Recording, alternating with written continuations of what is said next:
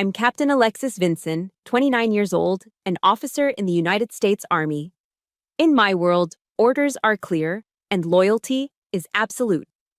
But on a call from my mother in McLean, Virginia, I received an order colder than ice.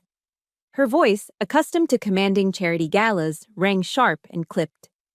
Alex, I've canceled the reservation at the Potomac Terrace for your engagement party. I was stunned. The digital invitations had already gone out. My team was arranging leave to fly in from all over the country. When I questioned her, she delivered a line that tore my heart out. It's just not appropriate, darling. We can't have an event like this embarrass the family. Embarrass? She didn't say it outright, but I heard it loud and clear. The man I loved, David, a self-made man, was the embarrassment. She thought she had won this battle with a single phone call.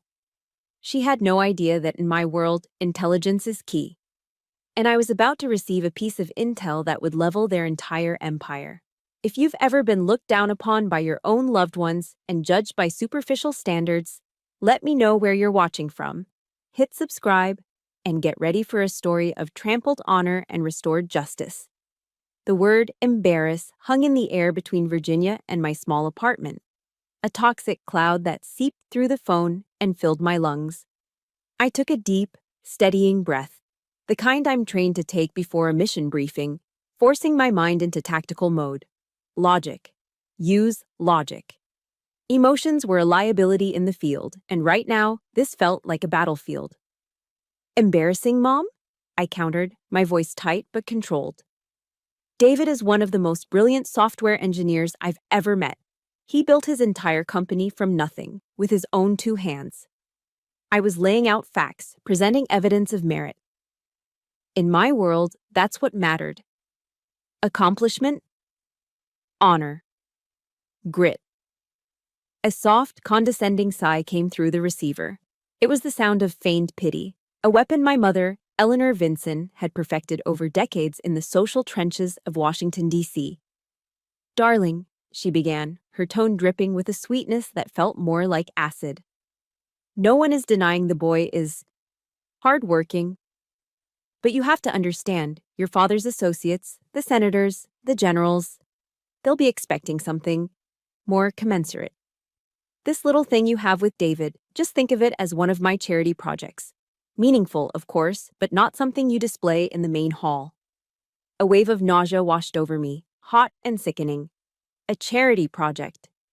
She had just compared the love of my life, the most decent and genuine man I knew, to a cause for the less fortunate. A case to be managed.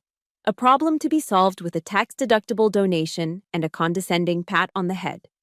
David wasn't a person to her. He was a social misstep, an unfortunate choice that needed to be handled with quiet discretion, like a stain on the family's Persian rug. I pushed back, my voice losing its soldierly calm and taking on a sharper edge of desperation. What about my friends, Mom? My squad?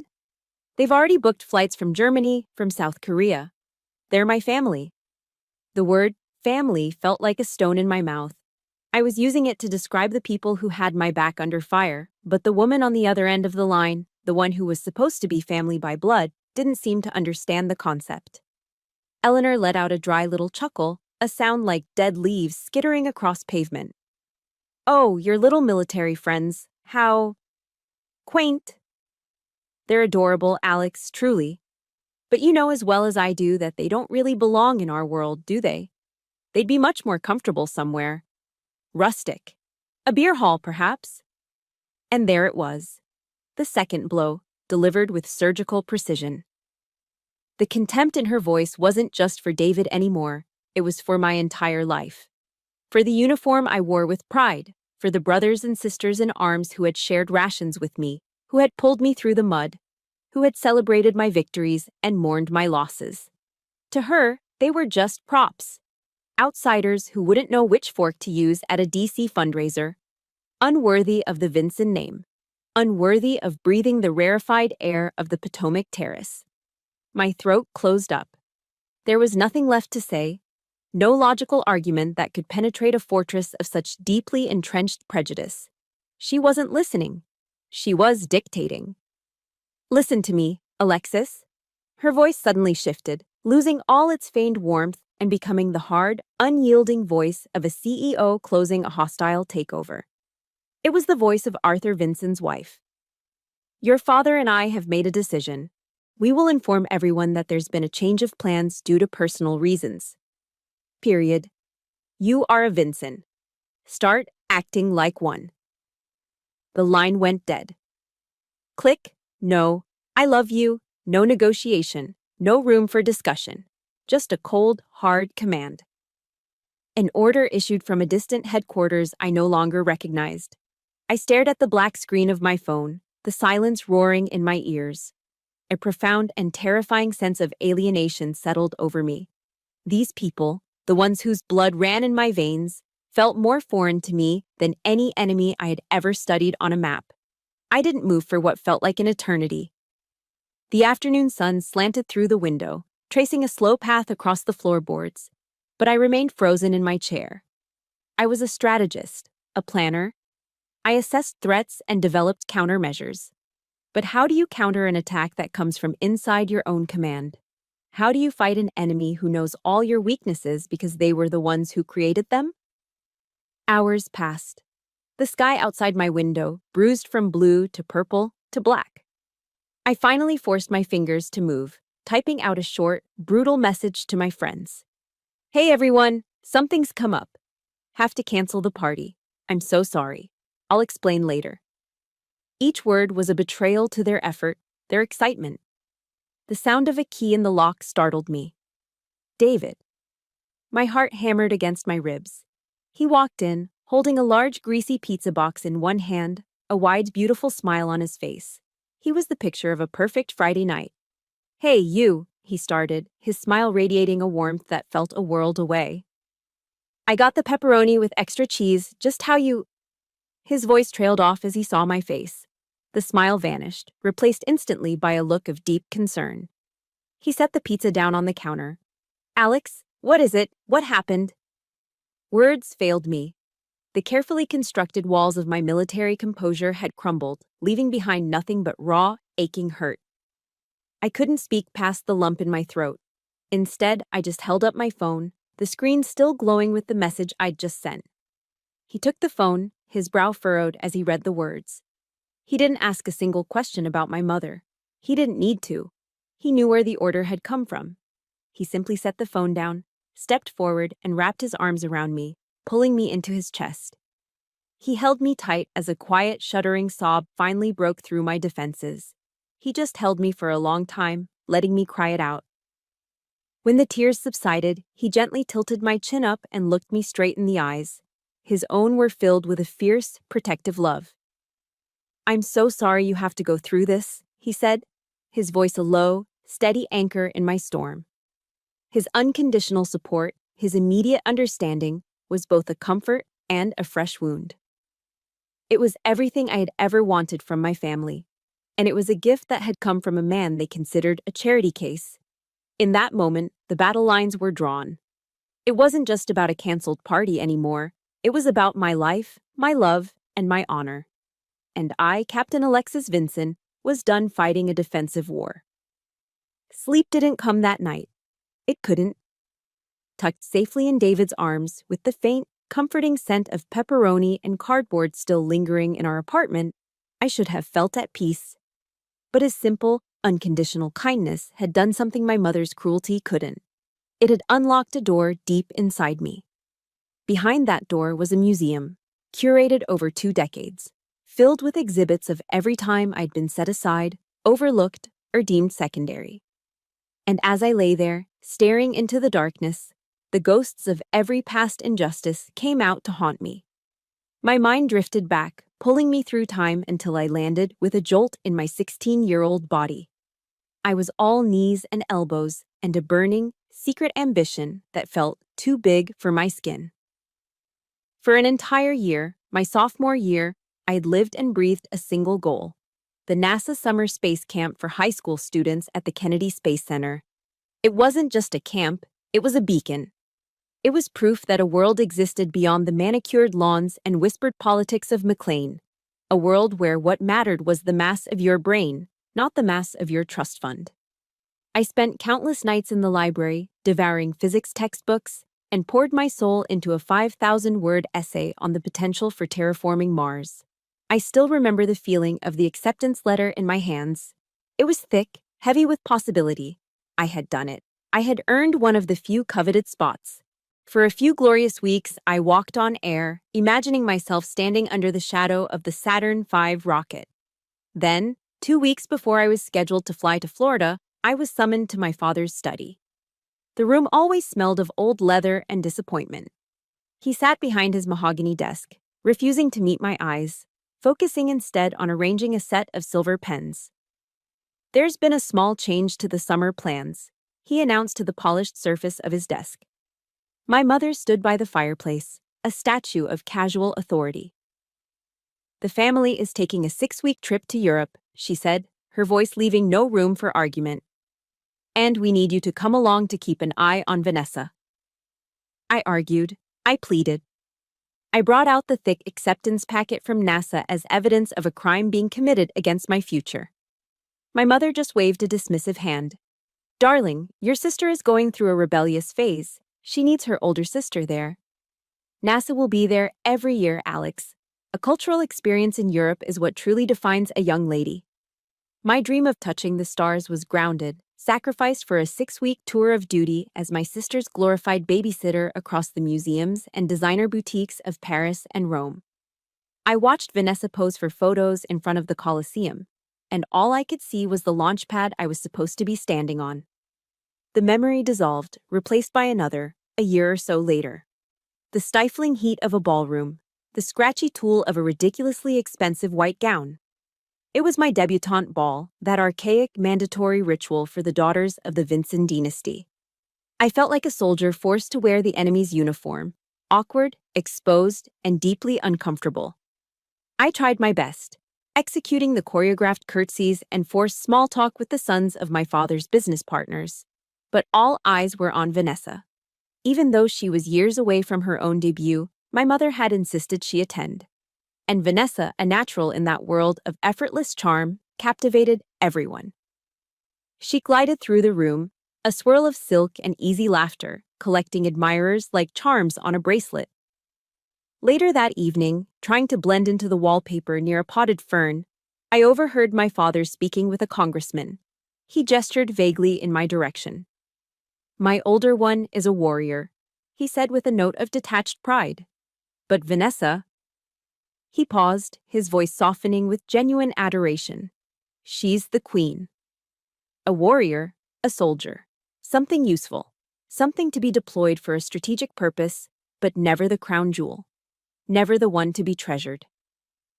I was the sturdy, reliable fortress wall, and she was the princess who lived safely inside it. That night, I understood my role. I was an asset, not a daughter. The final exhibit in the Museum of My Memory was the battle for college. My heart was set on one place, the United States Military Academy at West Point. It was the ultimate meritocracy. They didn't care if your last name was Vincent or Smith. They only cared if you could endure, if you could lead. My parents were apoplectic. I'll never forget the way my father's face turned a deep, blotchy red when I told him. "You'll be wasting the family's connections," he roared, slamming his fist on that same mahogany desk. "A Vincent doesn't take orders from anyone." They pressured me, relentlessly, until I buckled, agreeing to attend Georgetown, my father's alma mater, and conveniently, the school Vanessa would later choose. I did my 4 years there. I got the degree they wanted. But the day after I graduated, before the ink on my diploma was even dry, I walked into an Army recruitment office in downtown D.C. I didn't tell them, I just did it. It was my first and only true declaration of independence. The Army didn't ask who my father was, they asked what I could do. They saw a mind for strategy, a body I had disciplined through years of solitary running, and a fire in my eyes they recognized as a will to serve. And there, for the first time in my life, I felt seen for what I was worth, not for who I was supposed to be. These memories weren't just petty complaints from a privileged childhood. They were the bricks, laid one by one, that built an invisible wall between me and my family. A wall built with the mortar of favoritism, of warped expectations, of the painful, unspoken truth that in their ledger, I was always an underperforming asset. Their love, if it even existed, was transactional, bound by clauses and conditions I could never seem to meet. It's a strange thing, isn't it? The roles we're assigned without ever auditioning for them. If you've ever felt like you were cast as the warrior while someone else got to be the queen, hit that like button to show some support, and tell me in the comments what role you were given. And David, with his quiet brilliance and his self-made success, had violated every single clause in their unspoken contract. His existence in my life wasn't just an inappropriate choice. He was the living, breathing proof that I had finally and completely rejected their entire value system. He was my declaration of independence, made real. And they couldn't stand it. The sun had not yet breached the horizon when my alarm went off at 0500 hours. There were no tears this morning, no hesitation. The Museum of Memories had been visited, its ghosts acknowledged, and now it was time to act. Pain, in my line of work, is just data. And the data from the last 48 hours was clear. A defensive posture was no longer viable. It was time to fortify my position. My ritual began. I laced up my running shoes, the familiar pull of the knots, a small, satisfying anchor in the pre-dawn gloom. Outside, the air was cold and sharp, stinging my lungs with each inhale. My breath plumed in front of me as my feet found their rhythm on the pavement. 1 mile, 2. I pushed my body, forcing the physical exertion to burn away the acidic residue of my family's disdain. With every stride, I wasn't just running, I was reclaiming territory. This body was mine, this strength, this discipline, they could not touch it. Back in the apartment, I moved with the practiced efficiency of a soldier. The steam from the shower was my smokescreen, obscuring the hurt in my eyes. Then came the most important part, the uniform. My army combat uniform, neatly pressed and hanging at attention. I laid it out on the bed. Each crease was a line of defiance, each polished brass button a small shield. I carefully pinned my rank insignia to the collar, my name tape over the right breast pocket, U.S. Army over the left. These were not just pieces of fabric and metal, they were my identity. An identity I had earned, not inherited. As I pulled on the stiff camouflage patterned jacket, I felt the transformation. My shoulders straightened, my posture aligned. I was no longer Eleanor Vinson's disappointing daughter. I was Captain Vinson of the United States Army, a woman with a mission, a rank, and an honor code they couldn't comprehend. The uniform was more than clothing. It was armor. And it was time to go to war. Driving to the base at Fort Meade, my phone buzzed. Vanessa's name flashed on the screen. A part of me wanted to ignore it, but a soldier confronts the threat. I answered, putting the call on speaker. "I'm assuming you're calling to apologize," I said, my voice flat. A tinkling laugh, as artificial as the diamonds my mother favored, came through the speakers. "Oh, Alex, don't be so dramatic. I'm actually at the Vera Wang boutique for my final dress fitting. Mom said I should call and see how you were doing." She didn't wait for an answer. "You will not believe the guest list. Senator Henderson just RSVP'd. Dad is ecstatic. Everyone who's anyone will be there." I gripped the steering wheel, my knuckles turning white. She prattled on about floral arrangements and ice sculptures, a completely alien broadcast from a world I no longer belonged to. Then her tone shifted, becoming magnanimous, as if bestowing a great gift upon a peasant. "Anyway," she said, her voice dripping with condescension, "I mentioned to Dad that you were struggling a bit. He said he could create a position for you at Vinson Dynamics. Special projects manager or something. Just a desk job, no experience necessary. It would be a great way for you to finally leave that little army hobby of yours behind and settle down." The word hit me like a physical blow. Hobby. My breath caught in my chest. 10 years of my life. Pre-dawn runs, grueling training, deployments thousands of miles from home.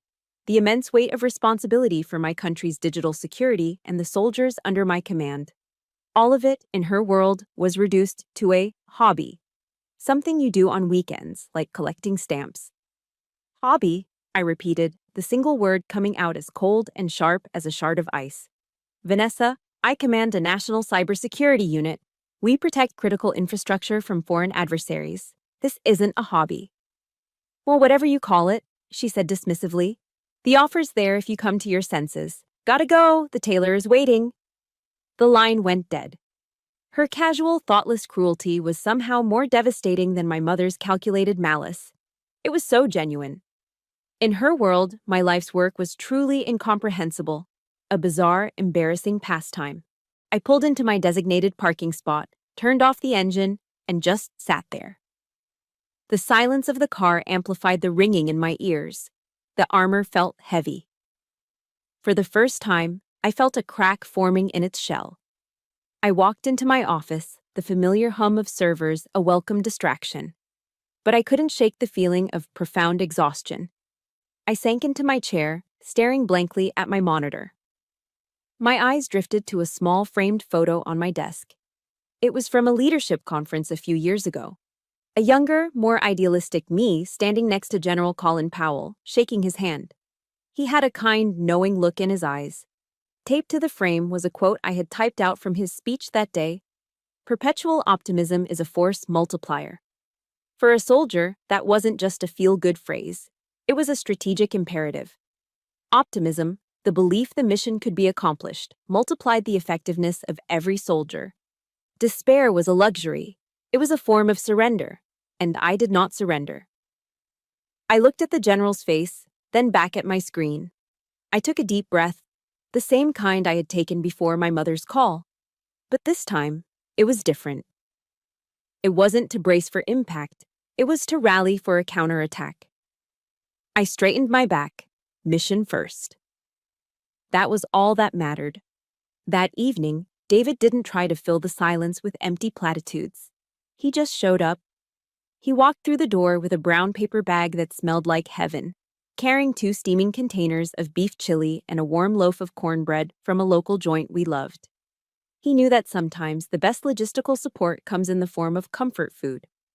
We ate on the couch, the TV off, the only sound the soft clinking of spoons against ceramic bowls. It was a comfortable, peaceful silence. Finally, David set his empty bowl down and turned to me. His voice was low and steady. "You're stronger than all of them combined, you know that?" he said. It wasn't a question, it was a statement of fact. They're fighting a battle of perception. You're fighting for who you actually are. That's why you're going to win. His words weren't just comfort. They were an intelligence report from a trusted source, a confirmation of the truth I had almost let myself forget. He saw me not as a victim, but as a soldier. He saw the battlefield for what it was, and he had absolute faith in his commanding officer. That night, for the first time in what felt like a lifetime, I slept. It was a deep, dreamless, and peaceful sleep. The armor was back in place, stronger than before. The cracks had been sealed, and I was ready for the next phase of the operation. The peaceful sleep had fortified me. The next morning, waking up beside David, the oppressive weight of the Vinson dynasty felt distant. His unwavering support wasn't just a comfort, it was a force multiplier, just as General Powell had said. It gave me the clarity to see that we had been fighting on their terms, in their territory. It was time to choose our own battlefield. "We'll do it ourselves," I said to David over coffee, the words feeling solid and real as I spoke them. The decision was made. There would be no more attempts to fit into their world. We'll have our own party, something real, for real people. A smile spread across David's face, the first genuine, untroubled smile I'd seen on him in days. "Operation Engagement Party is a go, Captain." We spent the morning brainstorming. I immediately vetoed any suggestion that even remotely resembled my parents' world. No hotel ballrooms, no country clubs, no pretentious restaurants with starched white tablecloths and menus written in French. I didn't want polished and perfect. I wanted a place with character, a place with soul, a place where my friends, my real family, would feel at home. The answer came in a text message from one of my sergeants, a guy named Miller who had been with me on a deployment to Germany. "Ma'am, if you want a place with character, there's only one spot, the Salty Dog Brewery. It's out in the suburbs, Kind of a hole in the wall, but it's owned by a retired Marine. The whole place is a veteran hangout. He added a second text. The owner is Gunny Mike. He's a little scary, but he's a good dude. Scary didn't faze me. Good dude was all I needed to hear. Let's go, I said to David. We didn't call ahead. Sometimes a reconnaissance mission is best done unannounced. The Salty Dog Brewery looked exactly as I'd pictured. A simple, rustic building of weathered wood and brick, with a large American flag flying proudly from a pole out front.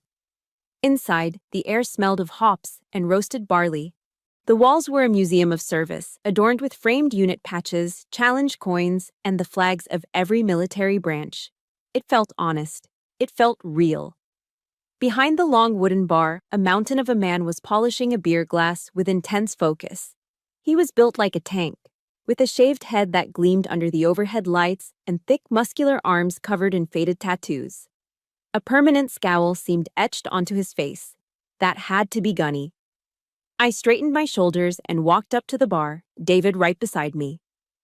"Excuse me," I said. He finished polishing the glass, held it up to the light for inspection, and then finally turned his gravelly gaze on us. "What can I get for ya?" he rumbled. "I'm Captain Alexis Vinson," I said, introducing myself and David. We were hoping to talk to the owner about potentially renting a space for a private party, an engagement party. Gunny looked me up and down, his eyes lingering for a second on the faint outline of my military bearing. Then he looked at David. His scowl deepened. "This ain't the Ritz, Captain," he grunted, his voice a low growl. "We serve craft beer and pretzels, not champagne and caviar." I didn't flinch. I met his gaze directly. "With all due respect, Sergeant," I said, deliberately using the informal but respectful term for a gunnery sergeant. "We're not looking for champagne. We just need a place where good friends can raise a glass and celebrate. That's all." My use of his rank seemed to register. He paused, his expression unreadable. He placed the clean glass on the shelf and picked up another. "Why not somewhere fancier?" he asked, his eyes narrowed in suspicion. "You look like you're used to it." I felt David's hand gently find mine under the lip of the bar, his thumb making a small, reassuring circle on my skin. That small gesture gave me all the strength I needed. I took a breath, and for some reason, I told this complete stranger the whole story. I didn't tell it with self-pity or anger. I told it like a soldier giving an after-action report, factual, direct, and without embellishment. I told him about the Potomac Terrace, about my mother's phone call, about the word shame. I told him how my friends, my soldiers, my brothers and sisters in arms had been dismissed as not belonging. Gunny listened. He didn't interrupt. He just stood there, wiping the same glass over and over, his intimidating presence slowly transforming into one of quiet, intense concentration. When I finished, the silence in the brewery was thick. He deliberately set the glass and the polishing cloth down on the bar. He looked straight into my eyes, and the scowl was gone. It was replaced by something else, something I recognized instantly. The fierce, protective look of a senior NCO looking out for a fellow service member. "Daughter," he said, and the word was so unexpectedly warm it almost made me buckle. In the Marine Corps, we have a saying, Semper Fidelis, always faithful. We don't leave our own behind. He leaned forward slightly, his voice dropping to a low, conspiratorial rumble. "Those people? They're not your family. They're just blood relatives." He straightened up, his decision made. "Next Saturday night," he declared, his voice booming through the quiet space, "this whole place is yours. No charge. You bring your squad here." David and I were stunned into silence. I started to protest, to say we couldn't possibly accept, but Gunny waved a massive hand, cutting me off. "This is not a handout, Captain," he said, his tone firm but kind. "This is respect, soldier to soldier." He then turned his head and bellowed, "Maria, get out here." A small smiling woman with kind eyes and a flour-dusted apron emerged from a back room. She looked from Gunny's beaming face to our shocked ones. "What is it, Mike?" "We're hosting an engagement party," he announced as if he'd just won a major victory. He gestured toward us. For the captain and her young man here. Maria's face broke into a wide, beautiful smile. She came around the bar, wiping her hands on her apron, and pulled me into a tight, motherly hug that smelled of yeast and cinnamon. "Don't you worry, sweetie," she whispered into my ear. "We'll give you a party they'll regret missing." Walking out of the Salty Dog Brewery a few minutes later, hand in hand with David, I felt a single, warm tear escape my eye and trace a path down my cheek. It wasn't a tear of sadness or self-pity. It was a tear of overwhelming, heart-cracking gratitude. In the space of an hour, I had been disowned by the family I was born into, only to be adopted by one I never knew I had. The days that followed our visit to the Salty Dog Brewery were filled with a kind of light I hadn't realized I'd been missing. David and I were a team, deep in the logistics of Operation Engagement Party. We designed simple digital invitations featuring a cartoon hot dog and a beer mug clinking glasses.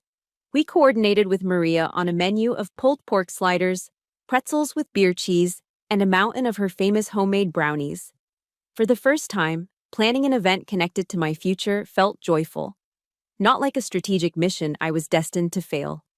The warmth of our chosen family, Gunny and Maria, had created a protective bubble, a safe zone where the Vincent name had no power. I was naive to think it would last. The bubble burst on a Tuesday afternoon. I was sitting at my kitchen table, sketching out a seating chart that was really just a list of friends I couldn't wait to see when my phone rang. A DC area code I didn't recognize. My gut tightened. I answered. "Alexis, it's your father." His voice was nothing like my mother's sharp, commanding tone. It was the voice of Arthur Vincent, the master negotiator. Calm, measured, and dangerously reasonable. The voice he used to close billion-dollar deals and charm senators. "I've spoken with your mother," he began, a carefully crafted note of regret in his voice. "It seems she may have been a bit heavy-handed." A tiny, treacherous flicker of hope ignited in my chest. He was acknowledging it. He was seeing it. "Dad," I started, but he cut me off smoothly. "I want to make it right," he continued, his tone warm and paternal. "I want to fund your wedding, Alexis, the entire thing." The offer hung in the air, stunning me into silence. All I could manage was a disbelieving, "What?" "I want you to have the best possible start," he said, the picture of a benevolent father. "There are just a few small conditions, of course. For the sake of appearances, we'll need to work together to select a more suitable venue. And I'll help you go over the guest list, just to ensure the event has the proper gravity. Consider it my gift to you." The hope in my chest flared brighter. For a split second, I almost gave in. I saw a path to peace, a way to have it all. My family's approval and the man I loved. My father was reaching out. He wanted to help. And then, a memory, cold and sharp as a knife's edge, sliced through the fog of my wishful thinking. I was 22 again, shivering in a simulated prisoner of war camp in the dead of winter. It was part of the Army's SEER training: survival, evasion, resistance, and escape. An instructor, a man with eyes that had seen too much, was schooling us on psychological manipulation. "Your captor's most powerful weapon isn't torture," he'd said, his voice a low rasp. "It's kindness. They will offer you a warm meal, a cigarette, a kind word. These are not gifts. They are transactions. They are tools to gain your compliance and control." My father wasn't apologizing. He was offering me a warm meal in a cold cell. He was trying to buy back control of my life. The warmth drained from my voice, leaving it chilled with realization. "Conditions?" I asked, the word sharp. "You mean you'll pay for it, and in return, you get to decide where it happens and who's invited?" Arthur Vincent let out a soft, placating chuckle. "Don't look at it so cynically, Alexis. It's a partnership. We're protecting the Vincent brand." The Vincent brand. That's all I was. An asset. A line item on a balance sheet that needed to be managed. He hadn't said our family. He'd said the brand. That same evening, a delivery courier arrived at my apartment with a massive wicker basket. It was ostentatious, overflowing with crinkly cellophane and tied with a ridiculously large satin bow. Inside was a bottle of vintage Dom Perignon and a box of imported Belgian chocolates. The card, written in my mother's perfect looping cursive, read, "For new beginnings, love, Mom and Dad." Tucked beneath the champagne was a handwritten letter on Vanessa's personal stationery. "Alex," it began, "I'm so happy Mom and Dad have decided to make things right. Dad told me he's going to help you plan a wedding that's up to standard. I know you can be stubborn sometimes, but please, just listen to them this time. They really do just want what's best for you. Don't ruin things again." The last 3 words felt like a physical slap. Don't ruin things again. As if I were the saboteur. As if my refusal to conform, my insistence on loving a man they deemed unworthy, was an act of deliberate destruction. The entire narrative of my life, in their eyes, was a series of my failures to meet their expectations. The champagne suddenly seemed sickening. The chocolates tasted like ash in my mouth. That night, David found me in our small backyard, staring into the flames of our little portable fire pit. I told him everything: the call, the brand, the letter. He listened without interrupting, his face illuminated by the dancing firelight. When I finished, he picked up a long charred stick from the ground beside him. He reached out and drew a clear, deep line in the dirt between us and the fire pit. "This is the line," he said, his voice quiet but firm. "Over there is them. Their deals, their conditions, their poison gifts. And over here," he tapped the ground on our side, "is us. Truth, respect." He looked at me, his eyes searching mine. "Where are you standing, Alex?" I looked at the line in the dirt, a simple, primitive boundary. It was the clearest choice I'd ever been given. I looked from the line to his face, a face full of love and unwavering belief in me. "I'm standing right here," I said, my voice resolute. "With you." I pulled out my phone, my fingers steady. I found my father's number in my contacts list. I composed a short, clear message. There was no anger in it. There was no emotion at all. It was a tactical communication. "Thank you for the offer. David and I have our own plans. See you at Vanessa's birthday party." I hit send.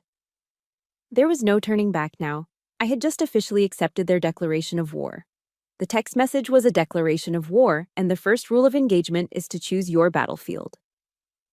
This time, I wasn't going to let them choose it for me. I was going to walk willingly onto theirs.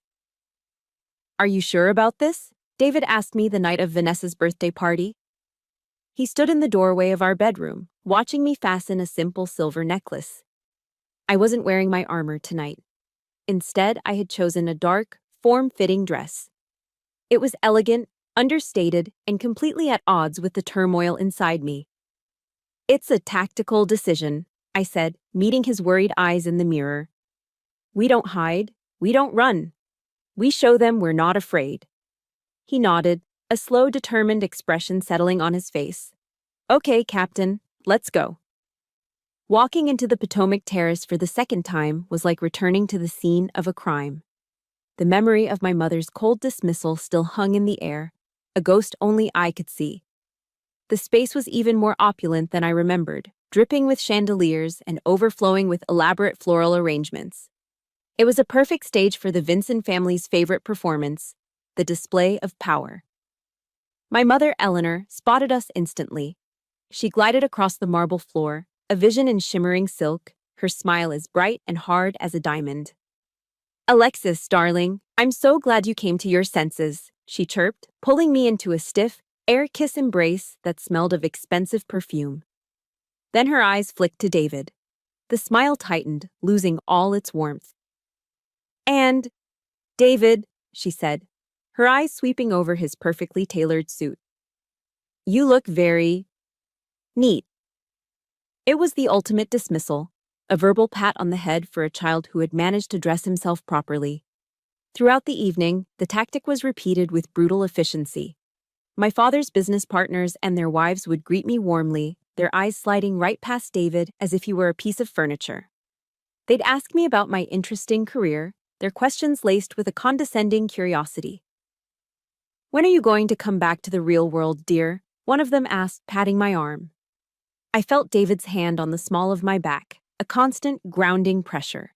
He never wavered, never showed a flicker of anger or insecurity. He just stood by my side, a silent, unmovable testament to a world they would never understand. The main event, of course, was the speech.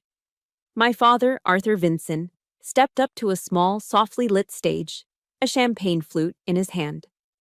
The room fell into a respectful hush. He was in his element, a king addressing his court. He began by lavishing praise on Vanessa, who stood beside him, glowing under the adoration. He announced her promotion to vice president at Vinson Dynamics.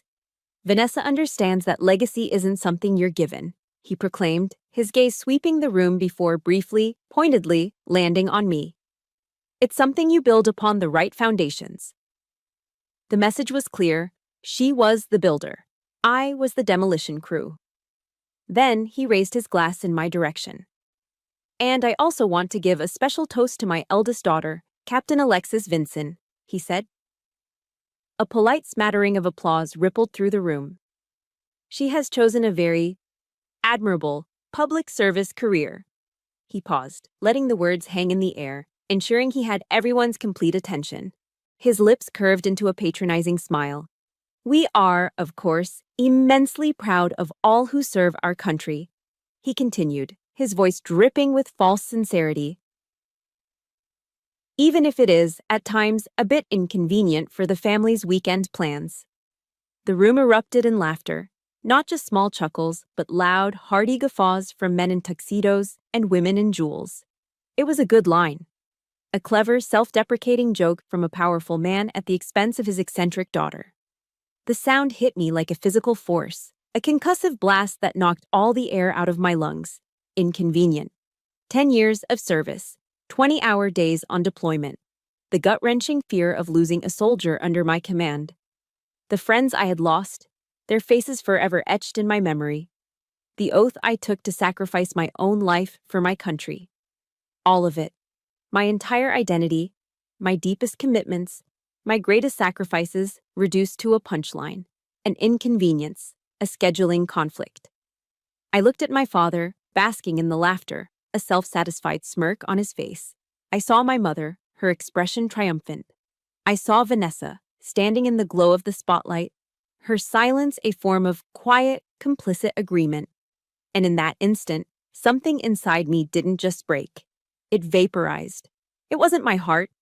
It was the last, thinnest, most microscopic filament of connection I still held for these people. The simmering rage I had suppressed for years didn't boil over. It flash froze, becoming something cold, hard, and perfectly terrifyingly clear. It was a laser. It's amazing how a lifetime of hurt can be crystallized in a single moment. It's often not the biggest offense, but the smallest, most public one that finally breaks us. If you've ever had a final straw moment like that, hit the like button for support, and if you feel comfortable, share in the comments what that one word or action was that changed everything for you. I calmly placed my untouched glass of sparkling water on a passing waiter's tray. I didn't throw a drink. I didn't scream. The chaos was all on the inside. Outwardly, I was a block of ice. I turned to David. He was already looking at me, his face a mixture of fury and absolute, unwavering support. He knew. We're leaving, I said. My voice was unnervingly calm. We turned and walked toward the grand exit, a silent, unified retreat. As we passed my parents' table, my mother shot out a hand, her rings cold against my arm. Where do you think you're going? The cake cutting is about to start. I stopped. I didn't look at her hand on my arm. I looked directly into her eyes, then shifted my gaze to my father, who was watching with a confused, annoyed expression. I'm going home, I said. The word daughter was gone from my vocabulary. It had been incinerated in the fire of their laughter. And let me be perfectly clear, this is the last time you will ever be allowed to turn my sacrifice into your punchline. I didn't wait for a response. I didn't need one. I took David's hand, his warmth a lifeline in the Arctic chill of that room, and we walked out. We left them there, surrounded by their crystal, their champagne, and their sycophants, shrouded in a sudden, stunned silence. The defensive war was over. The counterattack was about to begin. The drive back to our apartment was silent. But it wasn't the heavy, wounded silence of the night my mother had called. This was different. It was the charged, electric silence of a mission shifting from reconnaissance to active engagement. The anger was still there, a cold, dense star in the center of my chest, but it wasn't chaotic anymore. It had been forged into something else. Purpose. The moment we walked through the door, I flipped on the lights and went straight for the hall closet. David watched, his expression a mixture of concern and intense curiosity, as I pulled out a large rolling whiteboard I used for brainstorming complex network diagrams. I wheeled it into the center of our living room, the squeak of the casters the only sound in the room. "All right," I said, uncapping a black dry erase marker. The snap of the cap echoed like a chambered round. "Situation report." I turned to David, my voice crisp. All traces of the wounded daughter gone, replaced by the captain. I drew a line down the middle of the board. On one side, I wrote Hostile Forces, Vincent, A and E. Objective, Control and Maintenance of Public Image, I stated, writing it below their names. Primary weakness, arrogance, gross underestimation of our capabilities. David leaned against the doorframe, a slow, admiring smile spreading across his face. "And our objective, Captain." I turned and met his gaze, a cold smile of my own touching my lips. "Our objective is to demonstrate the consequences of acting on faulty intelligence." That was when his expression shifted. The admiration was still there, but it was joined by a new resolve. He had been waiting for this. He walked over to his laptop bag, his movements calm and deliberate. "You're talking about intelligence," he said, his voice low. "There's something I need to show you." He set his laptop on the coffee table, flipped it open, and logged into a secure server. The interface that appeared was sleek, complex, and unfamiliar to me. "This is BioPredict," he said simply. He navigated to an encrypted folder icon labeled Project Nightingale. After a multi-factor authentication process, the folder opened, revealing a trove of legal documents, financial projections, and technical schematics. "Pinnacle Tech is acquiring us," he said, his voice even. He pointed to a line in a term sheet. "The deal is in the final stages, still under a strict NDA. You're the only person outside of the legal teams who knows the full scope of this." I leaned closer, my eyes scanning the numbers, then scanning them again. I felt the air leave my lungs in a soft whoosh. The figures were staggering. The man my parents had dismissed as a self-made nobody, a charitable project, was the architect of something that could shake their entire world to its foundations. He hadn't just built a company, he had built an empire in secret. My mind, trained to assess threats and assets, was reeling. The entire strategic landscape had just been redrawn. "Before the deal closes, they're requiring one final independent security audit," David said, pulling me from my daze. A flicker of worry crossed his face. "It's standard procedure, but I'm paranoid about any potential vulnerabilities. The slightest breach could jeopardize the whole thing." I looked from the complex financial data back to his face. And then, for the first time since leaving the party, a genuine predatory smile spread across my face. My eyes lit up. "That," I said, feeling a surge of adrenaline, "is my specialty." For the rest of the night, our apartment transformed into a cyber warfare command center. We worked side by side, a seamless fusion of two different worlds. David, the brilliant creator, explained the elegant architecture of his system, his passion for the clean, efficient lines of his code evident in every word. I, the professional defender, listened, analyzed, and then went to work. With the focus and precision of a surgeon, I launched a full-scale penetration test on his network. I probed his firewalls, tested his encryption protocols, and hunted for the microscopic cracks that could be exploited by a hostile actor. To an outsider, it would have looked like an attack. To us, it was the ultimate act of trust. He had given me the keys to his kingdom, and I was making sure its walls were impenetrable. As I moved through his creation, I saw more than just its financial value. I saw the genius of the man I loved. I saw the thousands of hours, the sleepless nights, the sheer force of will that had turned an idea into this beautiful, complex machine. He wasn't just a software developer, he was an artist, and his medium was logic. We weren't just a couple in love anymore. We were a special operations team, a perfect synthesis of offense and defense. As the first light of dawn began to creep through our windows, I closed the final vulnerability, encrypting the patch and securing the server. The system was a fortress. Exhausted but energized, I leaned back in my chair, my eyes landing on my own workstation monitor. Taped to the bezel was a small printed quote from Admiral Grace Hopper, a pioneer, a legend in both the Navy and the world of computer science. It had been there for years, a personal mantra. It's easier to ask for forgiveness than it is to get permission. I looked at the quote, then over at David, who was watching me, his eyes full of a love and respect that felt more real than anything the Vincent name had ever offered me. In that moment, the plan crystallized, perfect and complete. They will never give us the respect we deserve, I said, my voice quiet but absolute. So, we're going to have to take it. I turned to the whiteboard, picked up the marker, and erased my initial notes. It was time for the real plan. We don't call, we don't email, we do nothing, I began, outlining the strategy. We wait.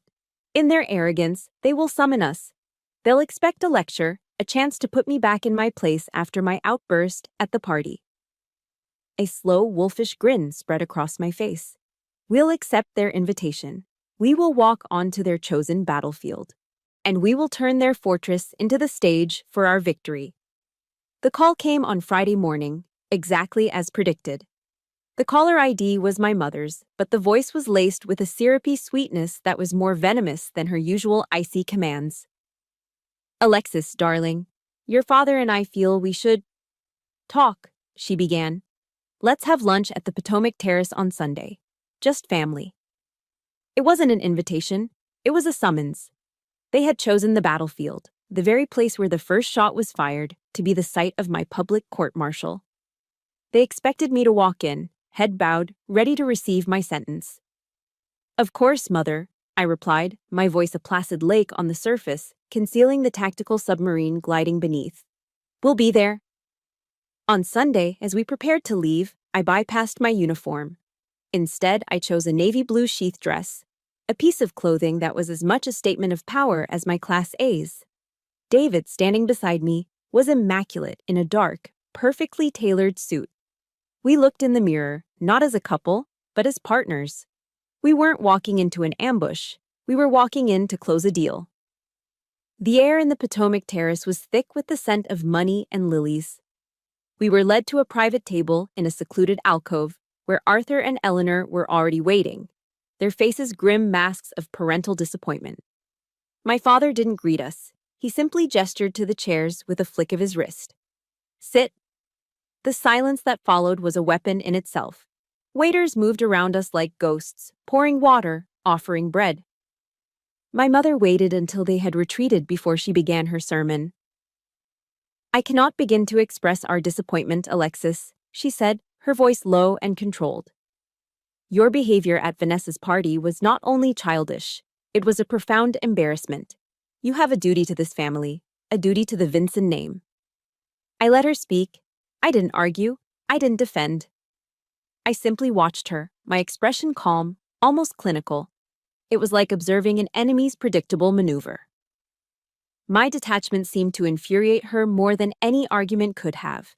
Her voice grew sharper, her words more pointed, detailing my long list of failures and my thoughtless, rebellious conduct.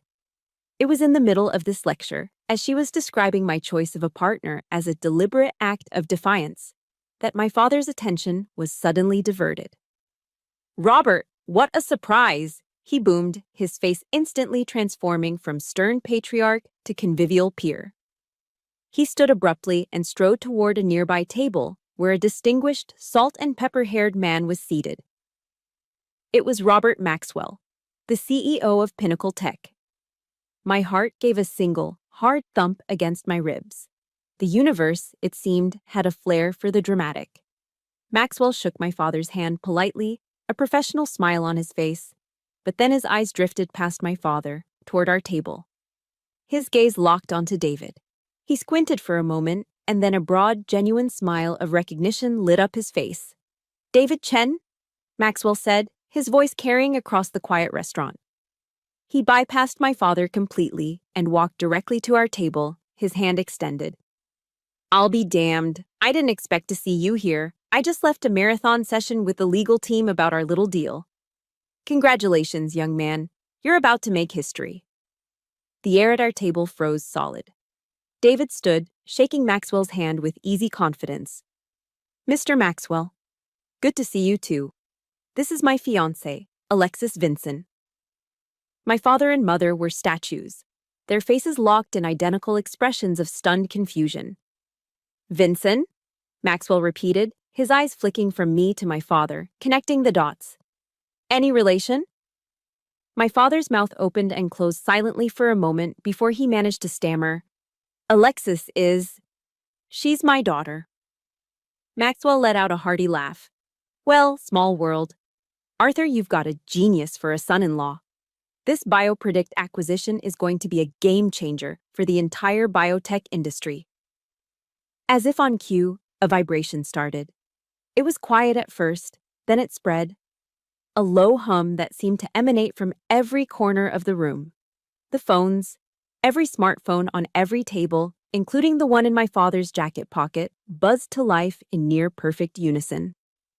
The Pinnacle Tech press release had just gone live. With a trembling hand, my father pulled out his phone. His thumb swiped clumsily across the screen. I watched as his eyes scanned the headline, then the first paragraph, his face growing paler with every word. And then, he saw it. The number. A figure so large, so obscene in its validation, that it transcended mere success and became an undeniable declaration of power. $175 million. The number glowed on his screen, bright and sharp as a death sentence. He slowly lifted his head, his gaze finding David. His face was a horrifying, fascinating collage of emotions. Raw shock, utter disbelief, a dawning, sickening understanding, and finally, fear. Pure, undiluted fear.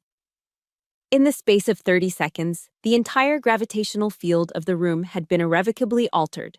The power, which had been so solidly concentrated at one end of our table, had just rushed to the other with the force of a tidal wave. My parents were no longer the judge and jury. They were just two people staring across a vast, newly formed canyon at a man they had completely and catastrophically misjudged. The Vinson name was no longer the most powerful currency in the room. We didn't say a word as we left the Potomac Terrace. We just walked out into the crisp Sunday afternoon, hand in hand, leaving the wreckage of their world behind us. The adrenaline of the confrontation felt like a high-voltage current humming under my skin. But as we got into the car, a different feeling began to settle in its place. It wasn't regret. It was a profound, bone-deep exhaustion. The war was won, but victory had left me hollowed out. We were barely on the George Washington Parkway when the aftershock hit. It started with a single buzz from my phone, lying on the center console. Then another. And another. Soon, it was vibrating nonstop, a frantic, angry hornet trapped in the quiet of the car. The screen lit up with a barrage of notifications, a digital storm of panic. Missed call. Father. Missed call. Mother. Text from Vanessa. Alex, what is going on? Mom and Dad are freaking out. Text from Father. Call me back, immediately. We need to talk. Text from Mother. Darling, I didn't mean it. I just didn't understand. I stared at the screen, a cold realization dawning on me. Not a single message contained the words, "I'm sorry." There was no remorse for the years of dismissal, for the public humiliation. There was only panic. The panic of investors who had just realized they'd catastrophically misjudged the value of an asset. They weren't mourning the loss of a daughter, they were scrambling to mitigate the damage to their portfolio. The phone rang again. It was my mother. I let it go to voicemail. It rang again, instantly. I knew this wouldn't stop. Taking a deep breath, I finally answered, putting the call on speaker. The voice that came through the phone was unrecognizable. The imperious, commanding tone of Eleanor Vinson, the Queen of DC society, was gone. In its place was the desperate, ragged sobbing of a woman who had lost control. Alex, she wept, her voice thick and broken. How could you keep something like this from me? After everything I've done for you, I gave you the best schools, the most beautiful dresses. I was only trying to protect you. I listened calmly, my own emotional storm having passed, leaving behind a quiet, clear landscape. In my mind, I heard another voice, a calm and steady one that sounded a lot like Brené Brown, the researcher whose work on courage and vulnerability had become a quiet source of strength for me over the years. Daring to set boundaries is about having the courage to love ourselves, even when we risk disappointing others. I didn't hide anything from you, Mom, I said, my voice even and steady. I was just living my life, and you weren't trying to protect me, you were trying to control me. The words came out without anger, a simple statement of fact. I love you, I continued, and I realized with a pang of sadness that it was still true. But I can't let you keep hurting me, and I can't let you keep hurting the man I love. Her sobbing hitched, replaced by a frantic, grasping energy. We can fix this. We'll do it over, she said, her words tumbling over each other. I'll call the Potomac Terrace back right now. We'll throw you an engagement party, the biggest party Washington has ever seen. We'll have fireworks over the river. A sad smile touched my lips. She still didn't get it. She never would. She thought the wound could be healed with a bigger, more expensive bandage. It's too late, Mom, I said softly. You don't understand. It was never about the party. It was about respect. And respect is the one thing you can't buy with a bigger party. I took a deep breath, the finality of my next words settling in my chest. I need space. Please, don't call me again. When I'm ready, I'll reach out. But Alex, wait. I ended the call before she could finish, before she could launch another volley of guilt or desperation. The silence that filled the car was immediate and profound. It felt like peace. When we got home, I walked to the couch and sat down, my phone still in my hand. David sat next to me, giving me the space I needed. I opened my contacts, found my father's name, and silenced his notifications. Then I did the same for my mother and for Vanessa. It wasn't an act of anger. It wasn't a dramatic slamming of the door. It was a quiet, deliberate act of self-preservation. It was the digital equivalent of building a firewall to protect my own peace. I set the phone down on the coffee table, screen side down. I looked over at David, who had been a silent witness to it all, his expression full of a deep, unwavering empathy. A tremor of doubt, the last ghost of the old me, flickered inside. Did I do the right thing? I asked, my voice barely a whisper. He didn't answer right away. He just reached out, his hand covering mine, his touch warm and solid. You did the bravest thing, he said, his voice full of a conviction that settled my soul. You chose yourself. In that moment, an immense wave of relief washed over me, so powerful it almost brought me to tears. The battle was over. The war was done.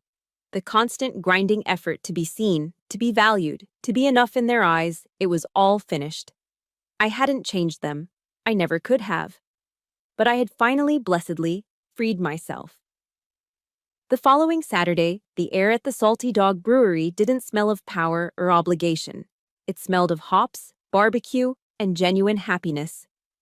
Gunny and Maria had transformed the rustic space. Strings of warm, golden bistro lights were draped from the rafters, and mason jars filled with wildflowers sat on every table. It wasn't the Potomac Terrace. It was better. It was real. My squad, my true family, had flown in from all over the world. There were no senators or CEOs in attendance, no transactional handshakes or calculating smiles. Just soldiers, friends, and the quiet, easy camaraderie of people who had your back. No questions asked. They showed up in jeans and comfortable shirts, their laughter echoing off the brick walls as they sampled Gunny's latest IPA and devoured massive pulled pork sandwiches. Gunny, wearing a grease-stained apron over a Marine Corps t-shirt, moved through the crowd with a pitcher of beer in his hand, refilling glasses and acting every bit the proud, hospitable patriarch. Maria bustled out of the kitchen with trays of homemade chocolate chip cookies, her smile making the whole room brighter. This was the party I'd always wanted without ever knowing it. Authentic, warm, and overflowing with unconditional love. At one point, Gunny clinked a spoon against his glass, calling the room to a cheerful silence. He wasn't a man for long speeches. He stood there, a mountain of a man with a heart of gold, and looked right at me.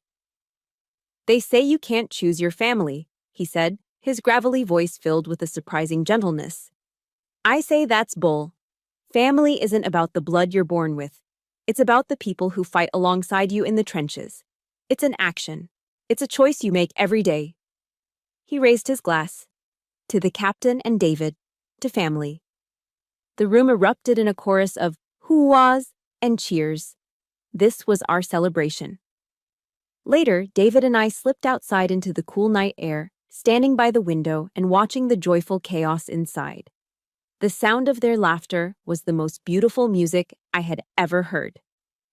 "You know," I said, leaning my head against his shoulder, "my whole life, I was taught that legacy was about building an empire, about the Vincent name, about power and prestige." I watched Gunny wrap one of his big, tattooed arms around a young lieutenant, clapping him on the back. But they were wrong.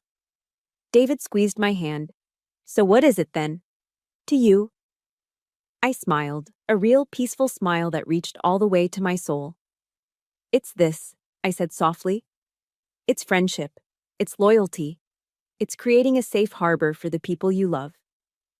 I paused, the seed of an idea that had been quietly growing in my mind finally blossoming. It's about turning your own wounds into someone else's armor. I then told him about my idea, a way to build a different kind of legacy. We called it the Pathfinder Grant. Using a portion of the initial proceeds from the BioPredict deal, we established a foundation. Its sole purpose was to fund scholarships for exceptional high school students from military families, enabling them to attend elite STEM summer camps across the country. Camps just like the NASA program that had been stolen from me all those years ago. I want to make sure that no kid ever has to give up a dream because of family plans. I explained to David, the words feeling more right than anything I had ever said. I want to give them the launch pad that I never had. He looked at me, his eyes shining with a love so profound it took my breath away. "That," he said, his voice thick with emotion, "is the greatest legacy I could ever imagine." The story ends a few months later. Not with a lavish wedding at a grand cathedral, but on a quiet autumn afternoon in a simple, historic chapel nestled in the Virginia countryside. My squad filled the front pews. There was no father in a tuxedo to give me away. Instead, Gunny, in his finest suit, proudly walked me down the aisle and placed my hand in David's. After the ceremony, we went back to our unassuming house, the one we had built our life in. As we stood in the kitchen, still in our wedding clothes, I opened my laptop to check one last thing. An email was waiting in my inbox. It was from the foundation, with the subject line, "Our first Pathfinder." I clicked it open. The recipient was a 16-year-old girl, the daughter of a master sergeant stationed in Germany. Her application essay was brilliant, full of a raw passion for astrophysics. Her dream was to be an astronaut. The grant would be sending her to space camp at the Kennedy Space Center that summer. A single tear, one of pure, unadulterated joy, traced a path down my cheek. I smiled, took David's hand, and we walked out onto our small back porch. The sun was setting, painting the sky in shades of orange and purple. I was no longer fighting the shadows of my family name. I wasn't looking back at the battles I'd won or the wounds I'd sustained.